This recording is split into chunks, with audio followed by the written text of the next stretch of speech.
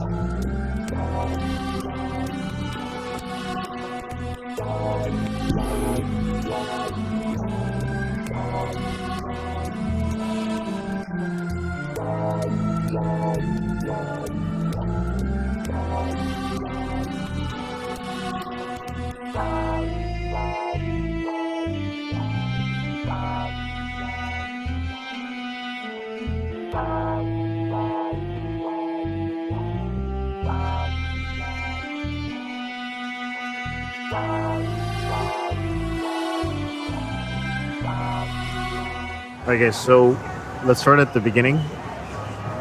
What brought you to Hong Kong? Yeah, it's a good question, man. So I've been here 3 years now. Originally grew up in the US. And to be honest, man, it was opportunity. So you mentioned I've been working in the banking space, very specifically financial technology. But I basically saw that, there's a lot of opportunity here and had really learned how to do business and build connections in the West, in the US, and wanted to really focus on learning this part of the world at a relatively young age. Cool. Evan? Yeah, so I'd say there's some similar elements. I caught the travel bug when I did my master's in Spain. So I pivoted actually in university. I was studying medicine and working in the ER and in the hospitals in Florida. And I realized one day that I really wanted to do international business. So as I was working at a technology consulting firm in Florida, after the first 2 years, I had a client that was based in Singapore. And I started to just get really curious about Asia in general, how business operates in Asia, and really just to go explore other parts of the world. So I started to raise my hand for the opportunity, and that's what brought me here in the first place, and I'm coming up on 5 whole years. Nice. It's been a ride. It's been a crazy ride. So 5 years, when you first came here, did you think that you'd be there for that long? Or was it just kind of like, I'll see what happens? I really came thinking it would be 2 years. Yeah. It was originally a 2-year assignment where I was meant to expand the APAC operations for my company. And after 6 months of successfully starting to do that, I just caught the entrepreneurial bug. I was hanging around people doing incredible things, from manufacturing all types of products to Internet of Things technologies. Talking about me, right? Like I was hanging out around Rico, and Rico was just amazing. Precisely. It's like, man, I gotta. Wish we would have met you earlier, man. I do think that's right when I started to meet you and Nick and the rest of the guys. But overall, I just started to see what is possible in the world of entrepreneurship, and I jumped into a startup company, 2 of them, right after my first year in corporate here. So it's been back and forth a bit, but doing both at the same time is the best. And what about you? Did you think that you were going to be here for this long, or? So similar, I was thinking 2 years. 2 years, feel it out and see how it is. I feel like everybody, like even for me, it's like I thought 2 to 3 years in China, like kind of thing. Like everybody has that like 2 to 3 year kind of thing. Yeah, exactly, man. And to be honest, growing up, I didn't know much about China, and I actually had no desire to go to China. And really, it was back in 2013, I had a good friend of mine from college who moved out here and started his own custom men's suit company. He invited me out to Shanghai and Beijing, and my eyes were just opened at China and the opportunity out here. And as a kid growing up, I always had this impression that Hong Kong was this big, crazy city of opportunity. And so rather than going directly to China, I thought, let's start out in Hong Kong. So I have a couple questions around that, but one thing I want to address is obviously you and Mike have known each other for a very long time, China Mike, and that's kind of how we got connected. Yeah. Can you just explain your relationship with Mike? Yeah, so I was fortunate enough to have met Mike all the way back in college. We used to play basketball together probably 5-6 days a week. It was just a ritual, getting out on the court for at least 2 or 3 hours, sometimes up to 5 or 6. Court one. And China Mike will talk about those days where we were just, nose to the grind, playing as hard as possible, working on our studies as hard as possible, going out as hard as possible. I don't know if it was working on his studies. Work with a U. Yeah. He made attempts, I made attempts, but that was my introduction into, moving into China. And he was out here for several years before I actually started thinking about moving internationally permanently. And once I got the opportunity through my original company, Gartner, I rang him up and I said, hey man, I'm about to head out there. We got to sync up. So he was a huge inspiration for me from the beginning. So when you called him up, what did Mike say? He's like, yeah, get the fuck out of here. Like this place is amazing. Like what did he say? Strap your laces, man. It's going to be a wild ride. Things are very different than the West. Yep. You're going to learn at an accelerated pace. And he nailed it. I mean, that's what it's been for the last 5 years. Just learning so many different things. So nice. So going back to something that you said that made me think about something is, like, did you travel a lot as a kid? Like when you were younger? I did, yeah. So actually I grew up, my dad was career military in for almost 30 years, and I come from a long generation. I was actually the first son of the family to not go into the military. So, pros and cons of that. Like Dave Chappelle has that joke where he's like, I was actually the first like non-slave kid to not go to college. Like, that's like it's like a brutal joke, but it's kind of like so funny because Yeah, and growing up, I moved every 1 to 2 years, and I've been to 50 countries, and I'm a naturally curious person, and I have a personal goal of traveling to a new country every year, and I'm going to do that between now and the rest of my life. So that's the plan. Yeah, you even from the first time I met you, you strike me as somebody who has experienced a lot at a young age. So yeah, that makes sense that you come from this military background and like travel a lot as a kid. Like, it doesn't seem like anything phases you, kind of thing. Yeah, I mean, it's probably just the way I was brought up. Yeah. It's kind of work hard, be ready for anything. And when you move to different countries, I lived in Germany, I lived in Australia before I lived here, you just have to get used to being uncomfortable in new environments. And what excites me so much about taking this step from corporate into entrepreneurship is, I have it in my blood. My family are all entrepreneurs. So I mentioned my dad was military, but my brother has his own cybersecurity startup. My mom has her own marketing and PR firm. Nice. My stepmom has her own eye doctor practice. So, I'm super amped to be on this journey. To jump into it. Similar to me in that sense, like my parents are all entrepreneurs, and growing up as a kid, I just like people always ask me, it's like, oh, so when we started SFA, I restarted SFA like when I was 22, 23. People was like, yeah, was that like intimidating or whatever? I was like, no, it was just kind of like a natural thing because I just saw my parents being entrepreneurs as a kid, and it just seemed like that's the way to go. Like it wasn't like a daunting thing for me. I guess we were talking about this before we started the podcast. You guys have been in Hong Kong 5+ years, surrounded by a bunch of entrepreneurs. My audience is mostly people that are becoming entrepreneurs from the jump. What was that like being like around like in this group of people and the sort of social circles that you're in? And you know, all these guys are doing like e-commerce stuff, and you guys are in the banking. Was that ever like a thing, or were you always like in the back of your head, like eventually I'm gonna jump into it? So yeah, I think right off the bat, I always saw such an amazing opportunity to learn really quickly. So I think on my third day moving to Hong Kong, I was introduced to Nick Ramil, and from there I was able to meet guys like Manav and Bay at Brink. I was able to attend tons of their networking events. You know, Peter Thiel came to town. This was all in my first 2-3 months.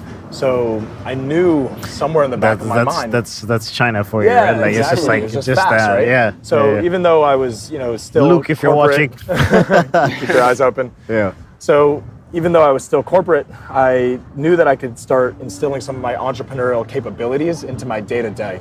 And I started going to tons of networking events, startup events. I flew to Barcelona to go to Mobile World Congress and to entrepreneurial events and networking opportunities.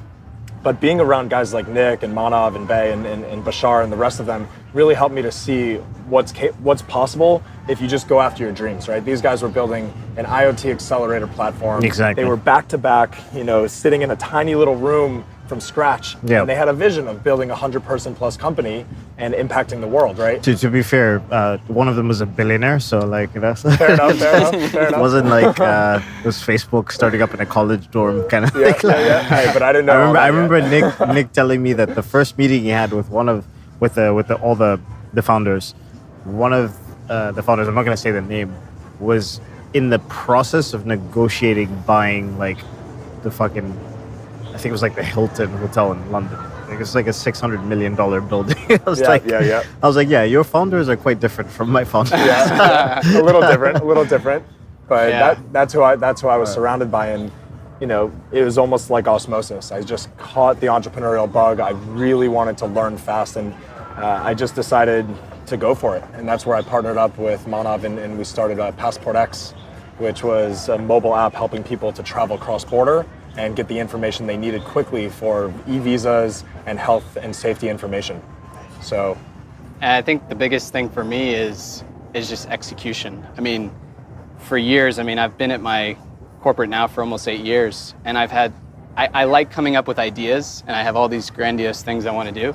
But I think being surrounded by all these guys like Nick, Manav, Bay, etc., it makes you stop ideating and just doing, right? So, you know, I started a company in college, and you know, it was basically a digital marketing company, and it was right after the financial crisis, so we couldn't get funding. So that was, you know, my first kind of foray into the startup scene. But here it was like, let's stop talking about building this business. Let's pick something and let's build it. Okay, so you had those forays into entrepreneurship before. You're surrounded by all these cool people. Before we talk about what you guys are doing right now with Brutal Buddha, can you just tell me about the scene in Hong Kong? Like, as people that have lived here for 5 years from the States, like, just talk about your experiences here, the sort of people that you've met, your work, and that kind of stuff. for sure. Well, I would say it's, you know, the best of all worlds. So most people associate Hong Kong with a very condensed New York City in Asia. Yeah. Right? And the reality is, although it definitely has tons of elements of work hard, play hard, you know, like rat race-esque, it still has so much nature surrounding it. So, you know, you can go on a hike so easily just outside of the city. There's yoga studios across the island, all over Kowloon. So, you know, it's the type of place that you can find just about anything, no matter who you are, which is what I found so interesting in the beginning, right? So I'd say Hong Kong is a place that anybody can thrive in. Doesn't matter what walk of life you come from. Nice. Yeah, I will say though, at the same time, like you either like it or you don't. You don't really have people who are, in the middle. I kind of like Hong Kong, or you either are all in or you don't want to be here, right? Yeah. So I think you need to have a mentality where you want to get things done, you want to hustle a little bit, but it does have, as Evan mentioned, right, the kind of more relaxed, kind of get out in the environment, do a yoga practice, hit a hike, all that, which somewhere like New York City doesn't really have. Yeah. And don't forget the fun. I mean, this place is absolutely insane. Yep. When I first moved here, I'd say in my first 6 months, I was going out, exploring, partying, just checking out Hong Kong left and right from across the island. And, I would say anyone who comes here can see that it has tons of clubs, tons of bars that you can check out. But it's more than that, right? There's, sky bars in Ozone on Kowloon side. Just something for everyone, really. Yep. I mean, it's like I told you last night. I was like, I just want to touch the city. I'm back at 7 o'clock in the morning, so yeah. Take it out there. A little touch. just touch the city, man. Hong Kong is. I always joke I feel like it's an adult playground in some sense, which is kind of dangerous in some ways. But going off of that, like, how do you guys keep your focus here? How do you not go out all the time and hang out with cool people all the time and have all the fun? I think you got to look at your priorities, man. So been here 3 years, Evan's been here 5, and have done a lot of partying. But I think you got to really look at what is it you really want, right? So personally, I'm in a stage now, and that's a huge reason why we started Brutal Buddha, where health is my number one priority, right? I mean, I want to spend that same time and energy I put into partying into, going to the gym, hitting a yoga practice, making sure that, my mind is really at ease, right? Because when you're going, 17 hours a day, that little amount of free time that you have, if you spend it partying, it's not going to help you get to where you want to go. Yep. And we're building an amazing company that, we need to be laser focused in these areas. Otherwise, it's just not going to happen. Yeah. I remember it from my high school basketball days. My coach always said to us in the locker room before and after games, no one gives a fuck. Just nobody cares. Nobody cares whether you win or lose. Deep down, maybe you have your parents, your family, a few close friends care for a couple days. But in 1 year from now, no one's going to really care. Right? Yeah. You might, if you do the right things, you're going to have a banner up that you can always come back to and look at and show your kids. But other than that, nobody cares. And that's followed me through life. The reality is what you're working on, what you're doing, it's all about the impact, right? And after a couple of years of just kind of coasting, working really hard and working smart, but not putting like every single millisecond, we joke about it, but every single millisecond into things that are aligned with your vision, with the impact that you want to leave for the world, the legacy you want to leave, then you're doing yourself a disservice. So that transition happened for me a couple of years ago to where, I'm starting to explore other ways to release energy instead of just the fun and the partying. So it kind of leads into starting Brutal Buddha. You started like a year and a half ago, or 2 years ago? About a year. Just under a year. Just under a year. But you started talking about it though a while, because we met like the first time we officially met was a little bit over a year ago in Guangzhou. Yeah. Just over a year ago we started talking. It took us, I'd say 2-3 months to really decide on it, make that finite decision late summer. So I'd say like mid-July last year is when we started to execute the very first steps. So talk to me about that. Like, why did you guys both decide to work together? What were the initial steps? The people that you reached out to, leveraging your network, that kind of stuff. Yeah, I think, so how we met is we were actually introduced by a mutual friend in the US. And it's funny, the very first night we met up, basically right in LKF, is we talked about, our history, what we're interested in, and we both immediately had this commonality of we're in these corporate jobs, we've tried startups, but we haven't quite gotten them to that next level. And so it was immediate that, we were gonna eventually build something.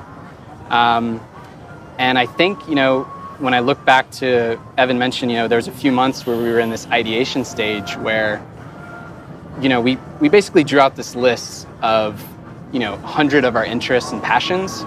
We aligned them both, and we were like, wow, I don't care about this, you really care about this, we both really care about this. And we were like, we've got to be really passionate about what we build. And that's how we agreed on really going after the yoga space, because we think there's a lot of opportunity, and we personally are big into yoga ourselves. And so it was like a light bulb went off that, this is really what we want to do.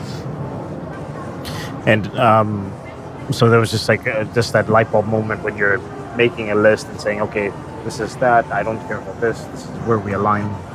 And you guys just started doing yoga. I think, so I mean, the concepts of the sort of Buddha aspect is like, we're still guys that lift, we're still guys that are men's men, but we also do yoga because it's healthy, right? Whereas like the perception of yoga is that it's a woman's exercise, it's kind of soft, it's for hippies and shit like that. Yeah, for sure. So what, when did you guys have that shift in mentality about yoga?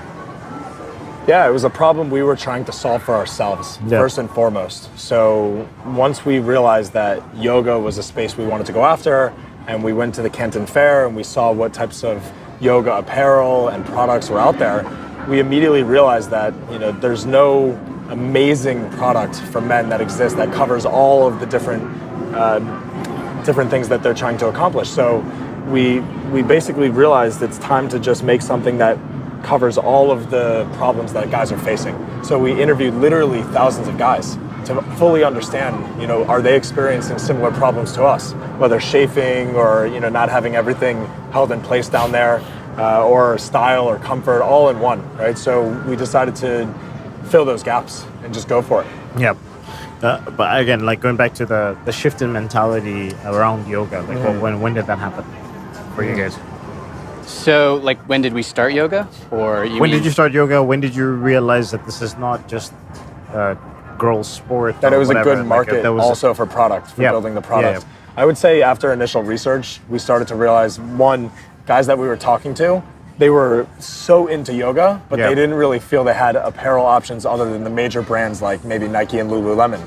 So they said, I have to go spend $100 for a pair of shorts because this is what's out there, right? Yep. There's no other yoga brands. So we realized this is an opportunity, and our mindset completely shifted, and we started just going balls to the wall trying to find different ways to meet their demands, I would say. Yeah, and I think, you're absolutely right. Yoga has been seen as a women's, I won't call it a sport, but activity, right? And you just got to look at you just got to look at the data. I mean, there's 16 million guys in the US that do yoga. That number is growing probably faster than women. And, you got to really look at the benefits, right? The benefits of yoga are quite transformational. And we truly believe that in the next 5 to 10 years, you're going to be seeing more and more guys doing yoga. Yep. That's cool. Yeah, I did yoga in high school and I did yoga in college. And I always just felt like afterwards, I always had a ton of energy. Because I'd play like soccer afterwards and I'd be like, man, like I've never felt like this in my life, Of course, I started it because most of the people in the class were girls. But that's another reason. I didn't bring that one up, but it's a good one. But yeah, once I started doing it, I realized the benefits of doing yoga. For sure. Yeah, for sure. Yeah. And I want to also give some credit to my amazing partner. So she was really into Pilates when we first started dating about 5 years ago, just over. And after going to one Pilates class with her, I realized that my core is really weak. Right, and I even as much as you do sit-ups and crunches and all this, it's not the same as stabilizing. So I started to kind of dabble in yoga classes a little bit more because we were long distance for the first year. And in those classes, I started to get really into it. It felt like a really great warm-up for my lifting. Shout out to Madison. Yeah, shout out to Madison. So together, silent partner. Exactly. So together we just started to go to more classes together and It really grew on me. She's gonna play this video when she's suing you in 10 years for equity. 50-50. Yeah. I'm joking. Got to make some revenue first. Yeah. So continue. Sorry. Yeah, so, just want to highlight, at least from my own experience, it was a huge mindset shift because she also helped me to see not just the physical benefits that Ro's alluding to, but also the mental benefits, right? I feel like both Ro and I have been in high intensity, high stress type of roles in our entire careers. And even back in university, we were constantly working on the go. So it was so nice to find something that really does give us as active guys amazing balance, right? Like true balance, not just going out and having a beer at the end of a workday, but something that is so good for your life on a day-to-day basis, and over time is starting to prove even more beneficial. Yeah, and I'll be honest, actually Madison is who got me into yoga as well. So, she put at a wellness event, and I tried it out, and the rest is history, man. Maybe I should be interviewing Madison right now. Yeah. So you mentioned talking to thousands of guys and stuff like that. Like, what were some of the initial things that you noticed, and what were the practical steps that you took in terms of designing the yoga attire? Yeah, I mean, I think it's pretty clear that, so we reached out to a lot of guys initially friends, right?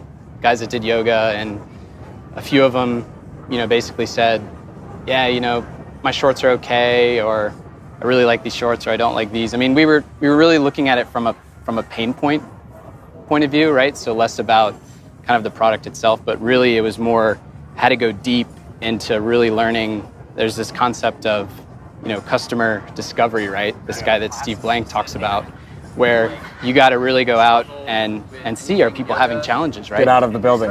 Get out of the building. We're out of the building right now. So we just talked to guys, man. We talked to friends that did yoga. We reached out to random strangers on Facebook. Guys from class, and we just said, hey, man, like, do you struggle with anything in yoga? And we started noticing that, yeah, there were, probably 30% of the guys were like, yeah, I really don't like this, or I wish, this could be improved and this could be improved. And we just collected all that data. We sent out surveys, and, when it comes to the actual design, you got this guy right here. I mean, he's a fashionista, so he did the first design, taking all the feedback, and we just validated it with everyone. And to be honest, man, we were moving at lightning speed at the beginning. So, I mean, yes, we've been working at this for a year, but when you think about it, we went from idea to physical product in 4 months. Where we really needed the help, and this is where partners like EC and others came into play, is how do you scale, right? Like, we really want to scale this business, right? And so that's how it happened. So speaking of which, you said at the beginning it was lightning fast. We met around the time at the beginning. What were your earliest struggles? What was the most difficult thing in that initial 4 months? I'd say it was mostly fully validating, right? So in our minds, just because we spoke to a lot of guys and they had these pain points, we didn't necessarily know if they would pay money, right? To change, is it a strong enough problem to actually take your wallet out, swipe your card, and pay a certain amount of money for it, right? Or is it just something that they can deal with, right? Wear gym shorts and figure it out as they go. So that was one on the validation standpoint. As it related to working with some of the factories that we started talking to in the beginning, we did things slightly out of order, traditionally. We weren't really sure what's a legit factory. How do we go into manufacturing? When we're at Canton Fair, how do we know what's a valid price point and what's not? So for us, it was kind of like navigating through the forest, through the trees, so to speak. And there were some tough points, but the reality is we were able to get some samples made pretty quickly. And from those samples, we were able to get them out to market, and we got some great feedback from yoga teachers, male yoga teachers. So we're actually all wearing them right now. Yeah. These are them, the Brutal Shout Buddhas. out. So you said this was the initial prototype? This was the first one? You're wearing probably the second prototype that we made. Prototype, Yep. We out here. How do they feel, man? Comfortable, very comfortable. Yeah? Yep. Anything you would change? We'll talk about it off camera. Actually, that brings up a good point that I was thinking about. Is like, so you guys had the 9 to 5, and then you start this business. I think A little you longer guys, than 9 to 5.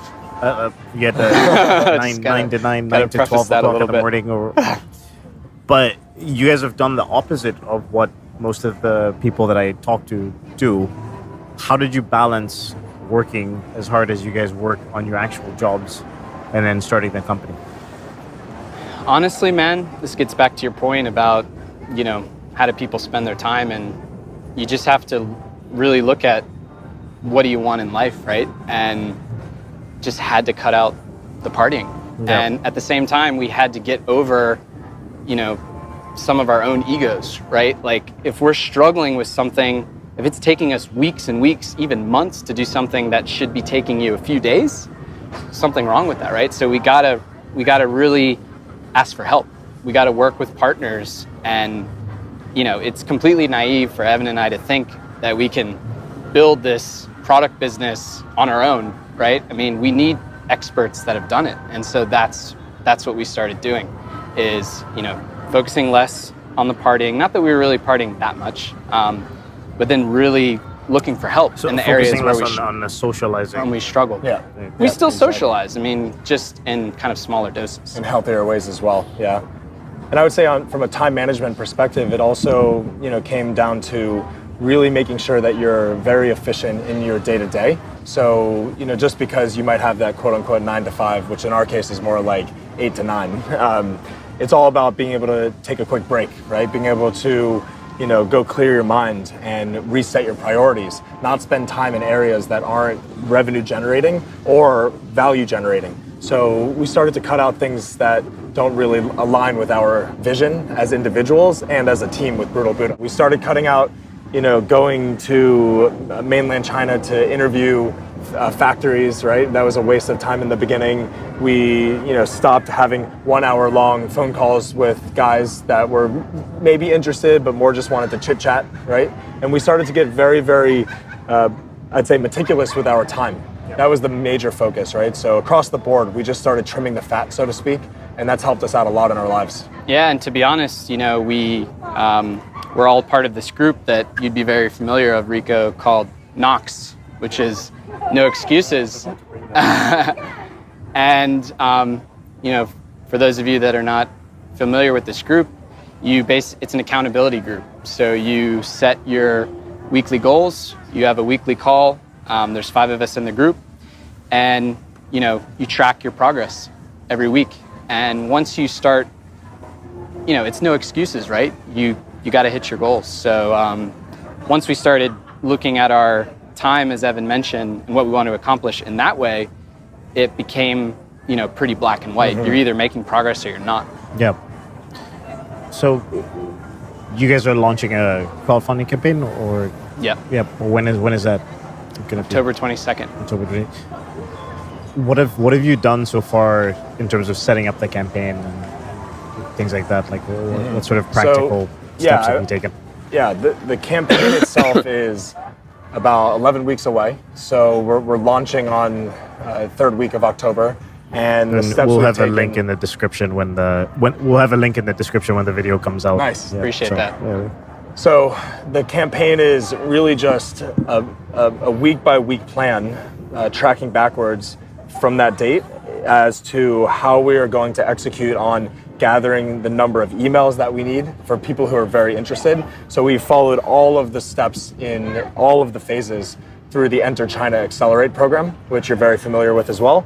And we've seen the results from companies like Kane Watches and Woody's, sunglass company, and a variety of other incredible companies. And we decided to follow their footsteps. And what's coming up in the next, I'd say, just under 2.5 months, is going to be an absolute full focus on getting those emails, as mentioned, but more importantly, really making sure that we're following the steps as it relates to branding and further customer discovery, because we will actually be pre-selling the shorts, right, leading up to that campaign launch date. And in doing so, we're going to be on the phone pretty much 24/7. So, funny enough, our Calendly link actually has times all the way up till 1 a.m. and then starting at 6 a.m. So if you want to speak to us other than the 5-hour minimum sleep that we need every night, we're open and free for it. Yeah. And the reason for that is because we want to explain on an individual basis the value of having yoga in your life and what the Brutal Buddha shorts can do for you if you make the investment. Nice. Yeah, some people might actually call you at 6 They have been, 4 o'clock in the morning. I've had at least 15, 6 a.m. calls in the last 4 months during customer discovery, and I love them. I thrive on them. When I was starting SFA, I was doing 2 o'clock in the morning phone calls and things like that. Like now I'm not doing that I feel like anymore. you have to do that, man. Yeah, you do. You really have Especially to do that. time zones. Like Yeah. I mean, hey, it's part of our motto, right? We say stay brutal for a reason, right? And then we've incorporated it to become Namaste Brutal, right? Namaste Brutal. So it really is the yin and the yang. And this is where Brutal Buddha was born. We really started to think of a name and a logo that resembled our personal brands, but also what we want to accomplish with this brand. And it's helping extremely active guys, right, that are seeking balance, find that balance and stay active at the same time. You don't need to choose one or the other. You don't need to be full like meditative yogi, like you said. You also don't need to be the guy who's pumping iron only and playing rugby or basketball. It's really great to have that balance, and for us, that's something that inspired us in the beginning and helped us to really drive this brand forward. Nice. Where do you see the brand going in the future? So like let's say in 5 to 10 years, where do you see? Do you want it to become the next Lululemon, or like what? So I think first of all, we're definitely in the premium segment. Yeah. So we're going for very high quality products, and we are very much a men's health and wellness company, right? I mean, our motto is to help men live longer and healthier lives. And so as we build, our shorts is just our very first product, right? We're going to be building other products after that, but it needs to align to that vision, right? So that's where I see the brand going. And yourself? Yeah, I would say very similar. 5-10 years is a pretty long time horizon. I can say in the next 3 years, we'll definitely be taking this business to scale. We're looking to move into other markets. So US is our primary focus right now, although we're also going after Canada and parts of Europe and Australia. But our mission is, like Rose said, to help men live longer, healthier lives. And it's not just men who want to live their own longer, healthier lives. It's the women in their family, the children that they bring into the world, right? Their parents. It's a very sad thing when men only live to 50 or 60, and we've all seen it at some point in our lives, right? Whether close or not.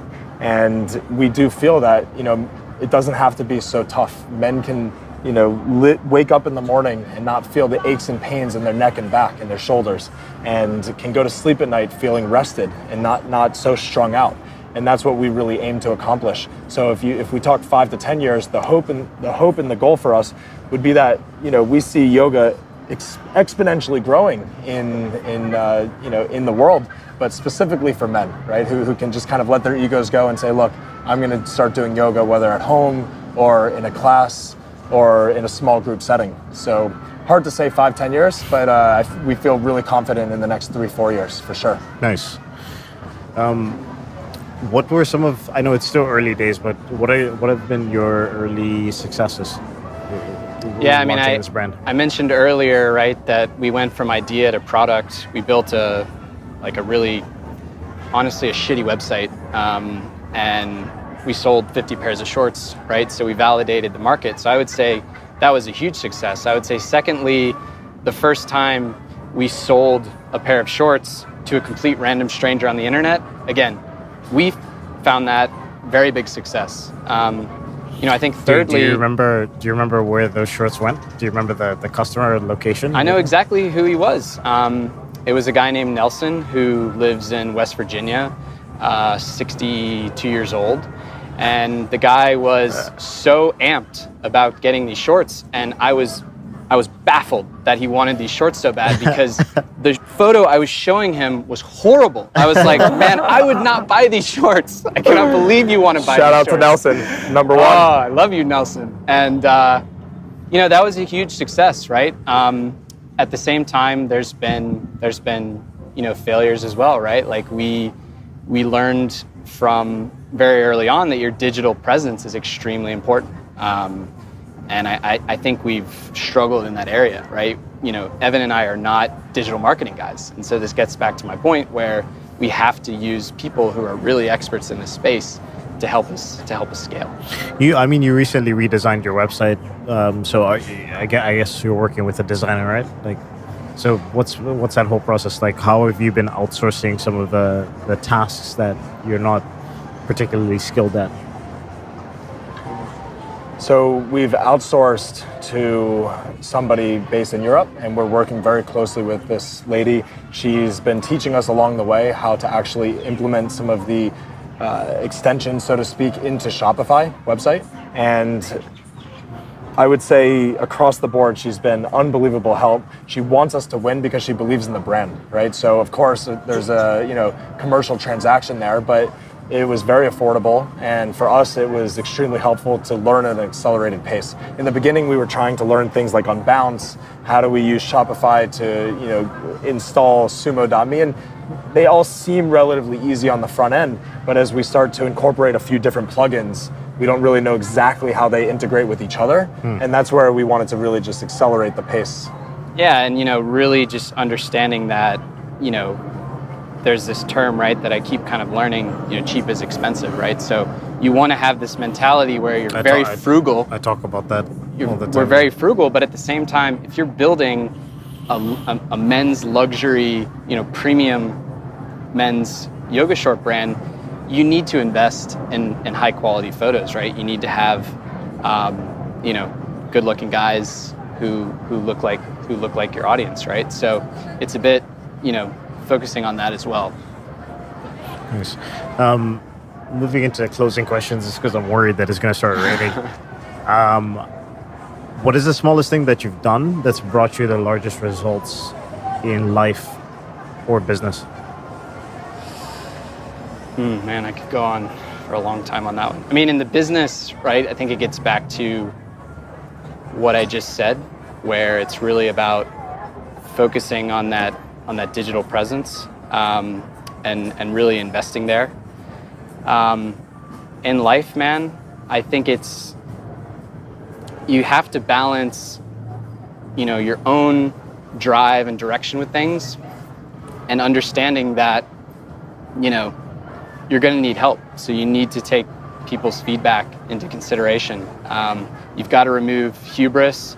Evan and I go into, we'll go back and forth a few times and we disagree with each other, but we're both, you got to look at the larger mission, right? We're both looking to help men live longer, healthier lives. And so as long as you kind of stay above that and really focus on that higher being, it'll work out in the end. Yeah. Smallest change for me personally has been around the concept of integrity. So having integrity for myself. A lot of this has been driven by knocks. So if I'm making a goal on a Monday morning and I'm telling myself, not for anyone else, but myself, that I'm going to accomplish this goal by next Monday, there's been times where I get to Sunday at 11 p.m. and I'm exhausted from the week. And I know I have to wake up at 6 a.m., but I'm going another 2-3 hours to get that goal done. Whether it's even simple as reading 40-50 pages in a book, I might be 2 workouts behind, so I'm gonna go for a run and go hit the gym at midnight, whatever it takes, right? So it's this mentality shift that has really happened in my life because of Knox, because of the people we've surrounded ourselves with, that has not only poured over into our business, but into my personal life, with my relationship with Madison, with my relationship with my friends, connecting with people back home, my family, and also just my overall sense of gratitude and kindness for people around me, right? Holding an elevator open for someone who's maybe running to the elevator instead of just letting it close, things of that nature that you don't really see too much in Hong Kong. It's kind of osmosis effect, where you just start acting like people around you. And I'd say that shift, even though it seems very small, that type of integrity has paid off tenfold so far in the last year. And then as it relates to the business, like Rose said, decisiveness, right? Really trusting in partners and saying, look, we're deciding to move forward with this. If we make a mistake, sure, you make a mistake. but moving forward is better than being gridlocked and going back and forth for so many hours or days on a topic that you could just learn really quickly by executing. What are 3 books, podcasts, blogs you'd recommend people read, listen to understand This one's you great. better? Yeah, I'm right in the heart of it right now. So one is Tony Robbins, Mastering the Game. He really helps you to think about not just money, but your life in general, how you're investing in yourself constantly, right? No matter what you do from the time you wake up to go to sleep every single day, you're investing time, you're investing money with what you eat, right? What you consume, and you're really investing in the energy of the people around you, of what energy you decide to take in and what energy you give out. 2 other books, I'd say one that I listened to on audiobook a few months ago was a book called The Hard Thing About Hard Things. Yep. And that one by Ben Horowitz is on fire. I mean, it gets you thinking about scaling a business, what's really hard about, taking a business from, 5 figures to 6 figures, all the way up to 8 to 10 figures, and some of the hard decisions you'll have to make along the way. And then lastly, I've recently listened to one by Viktor Frankl, Man's Search for Meaning. Man, this is an unbelievable book. It hits home for me, because he experienced life in the Holocaust, and he had to kind of talk about that experience through the book. He wanted to be completely anonymous, and on the second half of the book, he really goes into the concept of logotherapy and how people in general get so much out of suffering. They don't realize it in the moment. We all suffer in our own way, shape, or form. But suffering holds a strong impact in all of our lives. So those are 3 that have hit home for me. Yeah, I mean, for me, obviously, Source Find Asia podcast, number 1.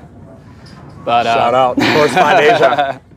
Coming to you live. I mean, to be honest, I don't listen to podcasts that often. But I did listen to Shoe Dog.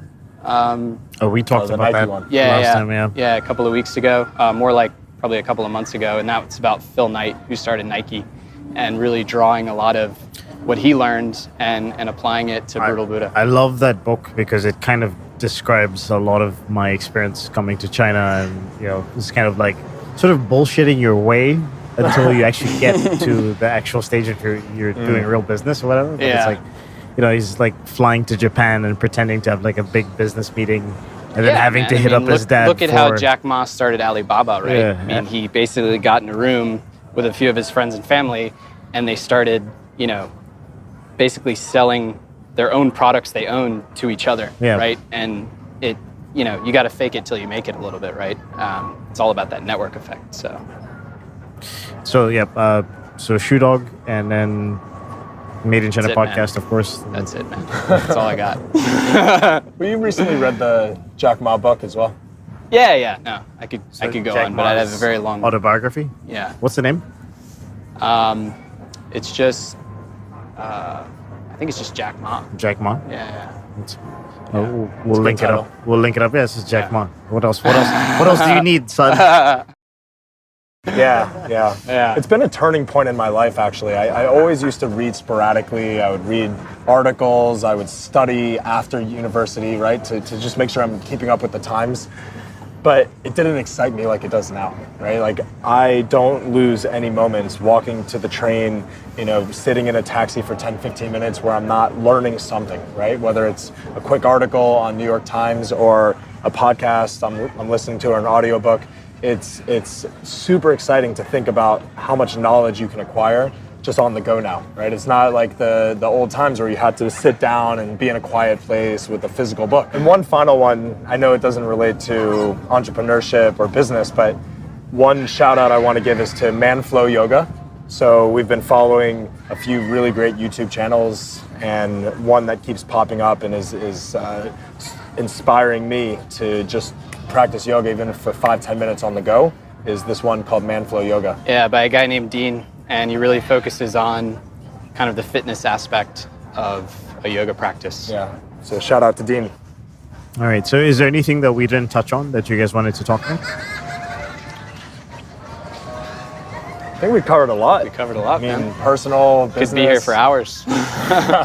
Just try not to get poured on. Yeah. All right. So I think the final piece that we didn't really touch on is like the plan from here as it relates to where we're based. So we've obviously decided to be here for the next, I'd say 2 years minimum, maybe longer. But that's so that we can be really close to the factories, right? The suppliers that we're working with, the partnerships we've developed.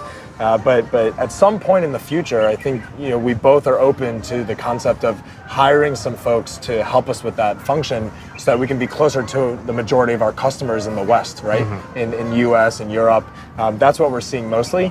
Now there is a huge growing yoga population in the male sector in Hong Kong and China as well. That's why you see pure fitness and pure yoga blossoming into China. But that's one aspect that we're considering in the coming years. So we didn't really touch too much on that, but more to come on that post Kickstarter. Again, October 22nd. Keep your eyes peeled wide open. It's going to be absolutely incredible. Going for a massive campaign so that we can bring more health and happiness and longer lives to all of the men out there. So If people want to reach out to you, where can they find you? So our email is just team@brutalbuddhagear.com. So it's best if they just shoot us an email directly there. It's the easiest way. The website is... That's to reach us, but our website is just that, brutalbuddhagear.com. I know it's a mouthful, so I'll quickly spell it out. It's BRUTALBUDDHAGEAR.com.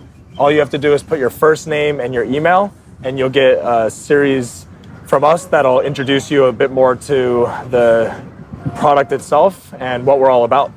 And we'll probably have a link on the screen as Yeah, well. and we've got a Calendly as well. So it's just calendly.com/brutalbuddha. Yep. And you can always schedule a time to chat with us. You said 1 o'clock in the morning. I'll be up, man. 5 a.m., 6 a.m. So Whatever it takes. Never cancel calls. nice. All right, man. Thanks for being on the show, man. I appreciate it.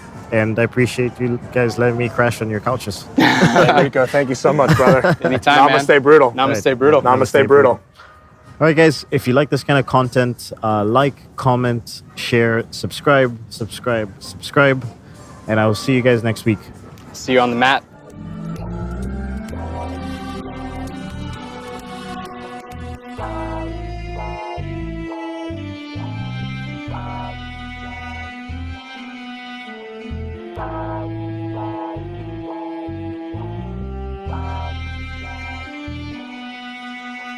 Bye.